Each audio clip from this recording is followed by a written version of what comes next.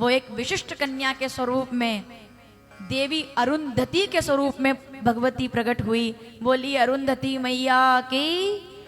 अरुंधति मैया जिनका विवाह भगवान राघवेंद्र सरकार के गुरु वशिष्ठ जी के साथ किया गया।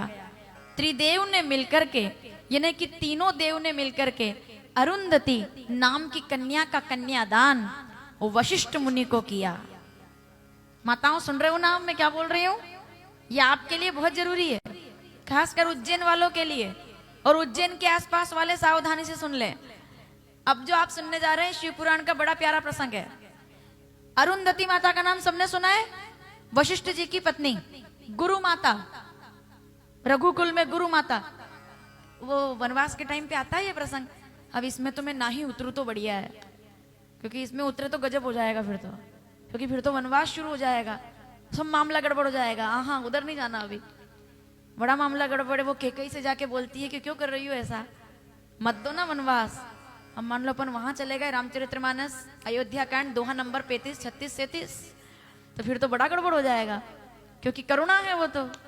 एक स्वर्ग जैसे घर में कैसे अयोध्या जैसे परिवार के अंदर भी ऐसा हो सकता है, तो सोचो आप क्या ताकत है आपकी और हमारी कि अपन रोक लें? बिल्कुल नहीं है। समझ रहे हो मैं क्या बोल रही हूँ? अयोध्या जैसे घर में गुरु माता को समझाना पड़ा कि मत करो रानी, तुम्हारा सब बर्बाद हो जाएगा, क्यों भेज रही हो वन में? इसके लिए अगली बार अपन काशी में राम कथा में सुन लेंगे सब। लेकिन फिलहाल वापिस आते हैं। वो माता अरुंधति वशिष्ठ जी की पत्नी। लेकिन सवाल ये नहीं है, अब आप फिर से समझना ताकि अधूरी कथा ना सुने आप। क्या हुआ? ब्रह्मा जी की बेटी संध्या ने अपने शरीर का यज्ञ अग्नि में त्याग किया, उससे एक ज्वाला प्रकट हुई। उस तेज का आधा भाग त्रिकाल संध्या में परिवर्तित हुआ और उस तेज का आधा भाग देवी अरुंधति के रूप में संध्या ने फिर अवतार लिया। और जब संध्या का अवतार हुआ तो उनके विवाह का अवसर आया और उनका कन्यादान करने कौन आया? क्योंकि वो तो साक्षात देवी है, उनका कन्यादान कौन करेगा? तो ब्रह्मा, विष्णु, महेश, त्रिदेव ने आकर के और वशिष्ठ जी के हाथ में अरुंधति माता का हाथ रखते हुए कन्यादान करते हुए जल अर्पित किया।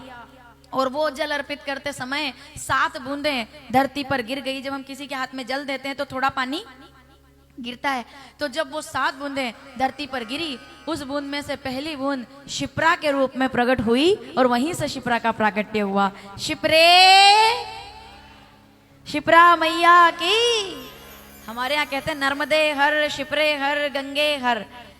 तो अब बाबा जी हम गंगा वाले लोग तो है नहीं, हमारे यहाँ गंगा कटौती में रहती है और शिप्रा सरल तरल बहती है। हम नर्मदा वाले लोग हैं, शिप्रा वाले लोग हैं। तो शिप्रा कैसे प्रकट हुई? शिप्रा प्रकट हुई है माता अरुंधति को तीनों देवताओं ने, यानी कि क्या मतलब है इसका? तीनों देवताओं की करांजलि से जिस नदी का प्राकट्य हुआ है वो हमारी शिप्रा है, जिसमें डुबकी लगाने से समस्त प्रकार के अपराध मुक्त हो जाते हैं।